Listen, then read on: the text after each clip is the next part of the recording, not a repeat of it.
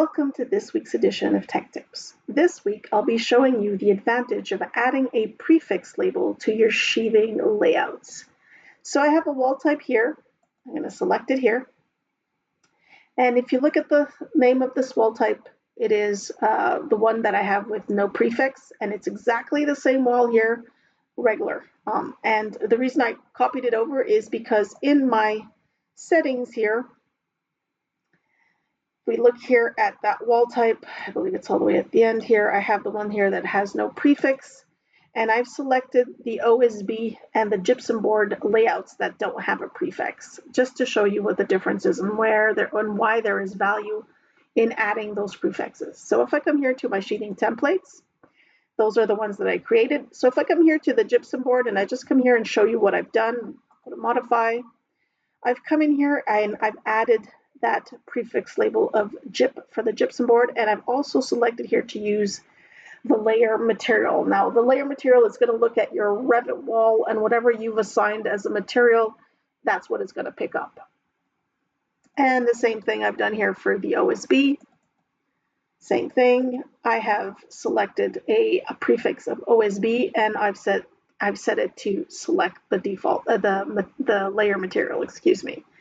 And if I look at the ones with the new prefix, so all I did is I duplicated the templates and I did my layout, but I neglected to change any of this here. So this is why there's a little bit added value in doing it, and I'll show you how it turns out when you actually do your shop drawing.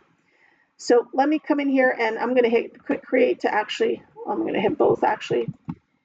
And I'm going to come in here into my Pro tab, my multi-layer panel here, the drop-down menu, and I'm going to hit quick create.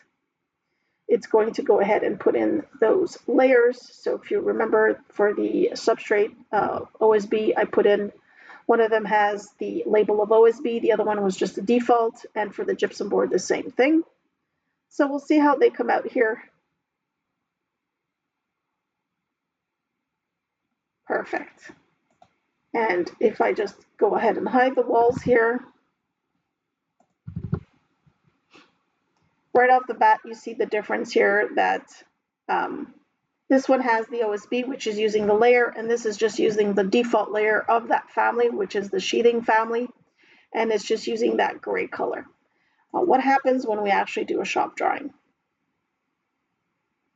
So let me take this one here first.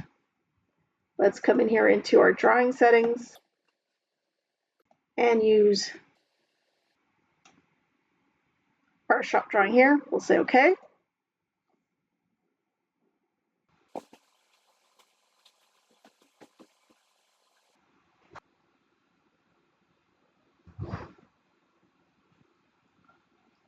Now we'll go ahead and look at our shop drawing now.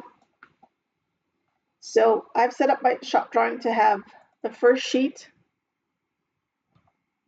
be just a structural layer here, but what I want to bring your attention to is the sheathing layer.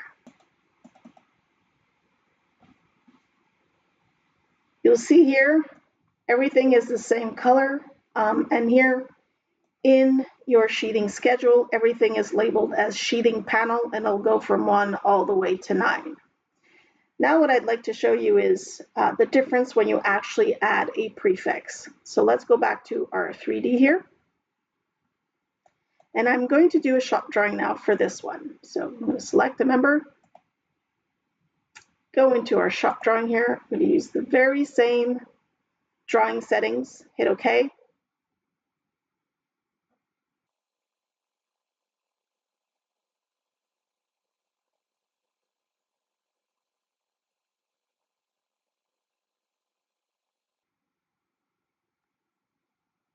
Perfect. Now let's go look at the shop drawing for that one. Once again, the structural layer over here. Let's go now to our sheathing to see how that comes in.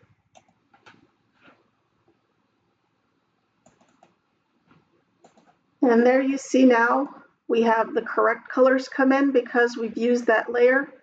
And you also have the label come in here, that prefix label come here that will differentiate the gypsum board from the OSB.